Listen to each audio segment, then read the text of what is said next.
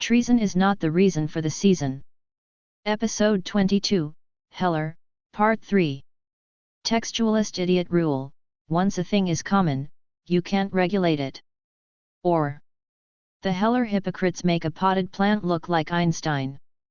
Another logic pretzel in Heller, after fabricating from nothing the insanity that the Second Amendment contains invisible text that protects a personal right to armed self-defense, the Heller hypocrites then declare, literally from nothing, that the Second Amendment contains not only invisible text that protects not just a personal legal right to armed self-defense, but also a personal legal right to armed self-defense, specifically armed with handguns.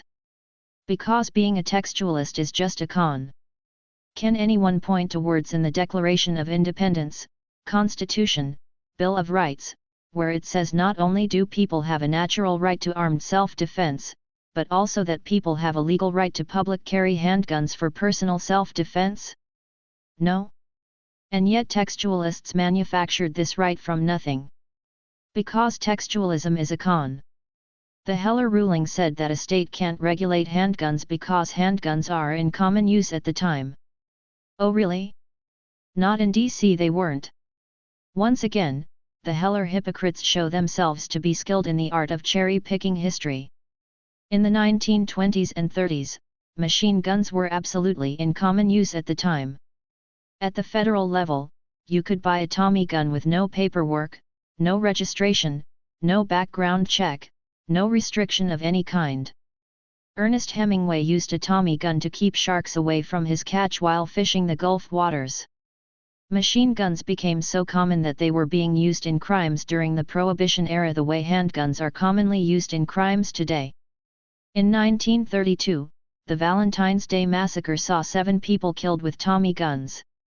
In 1933, George Machine Gun Kelly, named after his favorite weapon, a Tommy gun, kidnapped an oil tycoon, and collected $200,000 in ransom.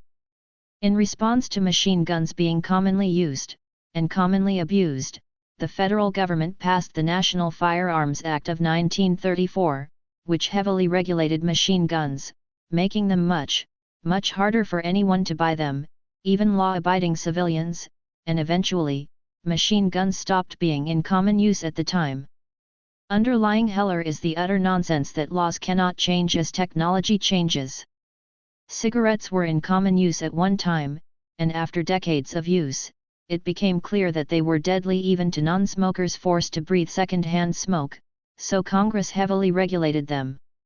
If in common use at the time prohibited new regulations in response to changes in technology, then Heller would have been delivered from a smoke-filled courtroom, as justices lit up a pack of smokes, because once cigarettes are commonly used, no one could ever regulate them ever again.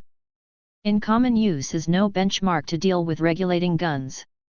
As technology changes, as certain weapons become more widely adopted, sometimes it becomes clear that those weapons are simply too dangerous to leave unregulated.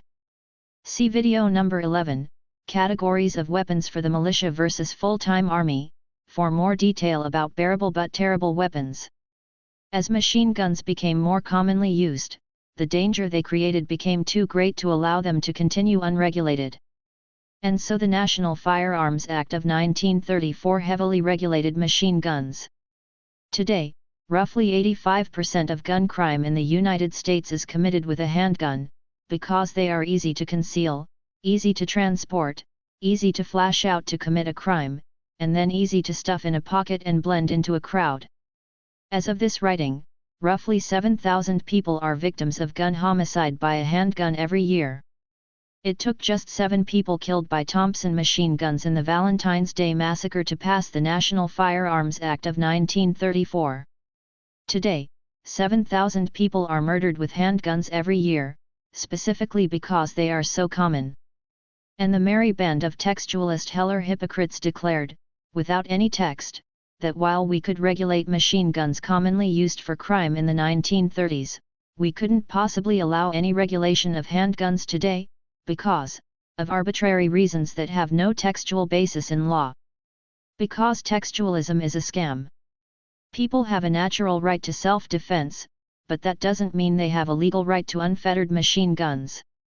If unfettered access to machine guns means thousands of people are murdered every year, then the societal right for justice for all and domestic tranquility outweighs any personal right to self-defense via anonymous machine guns. That's the entire purpose of government, to balance the personal right with the rights of everyone else to have access to justice for all.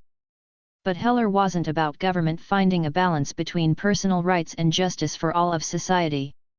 Heller is about dismantling government. Heller is about complete and total deregulation of guns based on spectral evidence divined from the Magna Carta, while ignoring the actual text and actual law and actual history of the foundational documents that the United States is based on. And Heller being about the justices dismantling government, that is not hyperbole. In 2018, Justice Thomas, one of the idiotic jackalopes behind Heller, wrote, "The Second Amendment is a disfavored right in this court." Why did he say this? Because the Supreme Court refused to hear the Sylvester v. Becerra case, where the California court upheld a 10-day waiting period to buy a gun.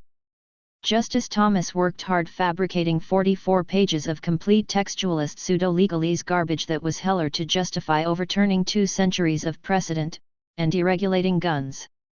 And he has been chomping at the bit ever since to use his idiotic Heller ruling to throw the slightest gun regulation into the trash. A 10-day waiting period is the law Thomas sees as the great affront to his textualist genius. The Heller ruling asserts that the Second Amendment guarantees a personal right to arms of every description, and this right shall not be infringed in the smallest degree. The Heller hypocrites clearly sees no end to this. Given enough time, they would deregulate machine guns, hand grenades, brass knuckles, Molotov cocktails, and every other weapon. Nuclear hand grenades will eventually become legal if these morons are allowed to run roughshod over the founders' design, the founders' intentions, and 2 centuries of precedent.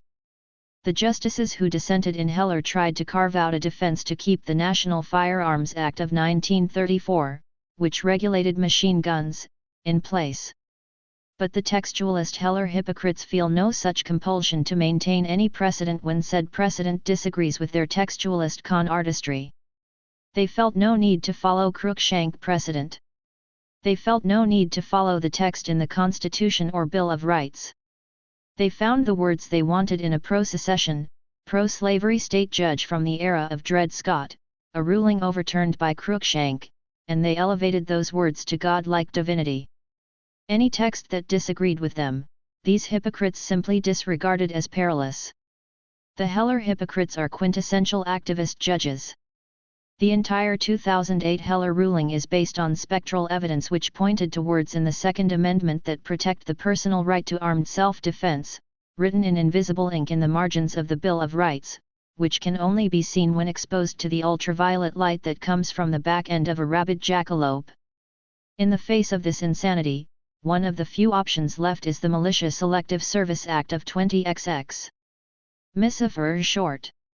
MISA uses the same approach as the Militia Act of 1792 where Congress created militias. The Militia Selective Service Act creates a selective service system for militia service. It's like how the Military Selective Service Act of 1948 has people register for a possible military draft, even though there currently is no military draft. The Militia Selective Service Act has people register for possible militia service, even though there is currently no militia. The Militia Selective Service Act of 20XX would require background checks for all gun purchases. It would also require all guns be registered for possible use in militia service. Even if the person cannot personally serve, their gun might be called into service by the government for use by the militia. Watch video number 8, Militia Act of 20XX, for a more detailed explanation of how the law would fit inside existing constitutional law. Watch video number 9, Attacking the Iron Pipeline, for a more detailed explanation of how this law would reduce gun crime in the United States. MISA is intended to work within the founders' original design, but also should work in the insanity that is the post-Heller world. With the insanity that is Heller, the Militia Selective Service Act might be one of the few remaining ways the government can keep at least some guns out of the hands of criminals, and individuals who intend to commit terrorism or treason. But jackalopes like the Heller hypocrites are sociopaths wielding absolute power, and even a 10-day waiting period is an affront to their insane sense of reality, so who knows if any gun regulation would survive their court. May God have mercy on us all. Treason is not the reason for the Second Amendment. Treason is not the reason for the season.